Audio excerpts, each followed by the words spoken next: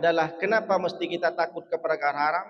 Banyak orang sujud, banyak orang berpuasa, banyak orang beribadah, zakat, amal baik lain-lainnya, tapi dia tidak takut dengan perkara haram. Buktinya Pak Ustadz, Indonesia, Pak, Indonesia ini termasuk negara yang waiting listnya haji itu jutaan orang. Meskipun diberikan kalau sekarang sampai 20, 24, 25 tahun, mereka berlomba-lomba mendaftar haji. Jutaan orang ingin berlomba-lomba haji. Tapi mohon maaf saya sampaikan, website porno terbesar Indonesia dengan mudahnya. Begitu banyak orang tidak takut dengan menengok video-video vulgar, blue, porno.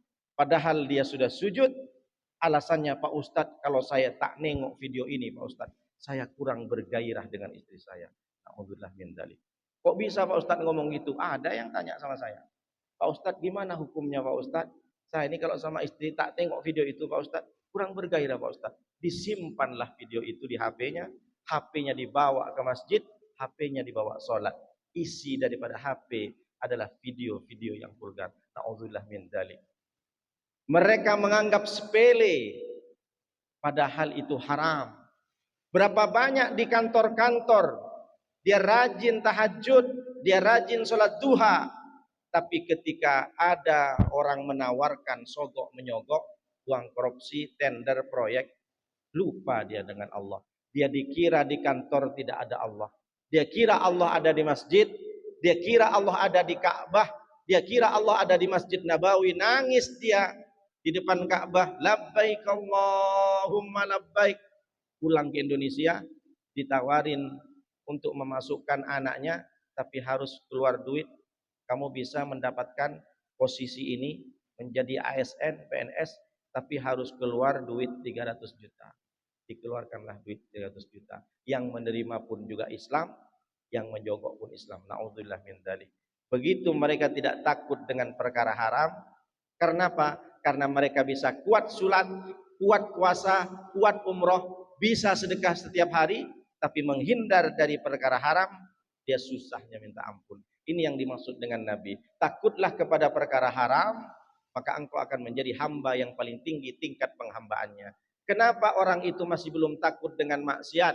Kenapa orang itu masih belum takut dengan berzina mata, berzina telinga, berzina hati?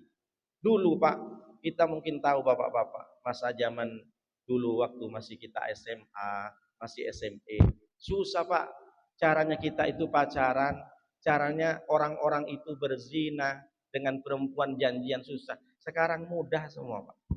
Orang kenalan lewat inbox, lewat Facebook, lewat Instagram, begitu mudahnya orang melakukan maksiat. Berawal dari pandangan, kemudian turun ke hati, setelah itu bagi nomor. Punya nomor WhatsApp enggak?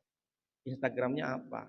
Habis itu DM-an, direct message. Lama-lama terjadilah apa yang tidak diinginkan, yang dibenci oleh Allah, yang tidak disukai oleh Rasulullah SAW. Begitu mudahnya. Kita bisa lihat anak SD, anak SMP sudah bisa pacaran sekarang.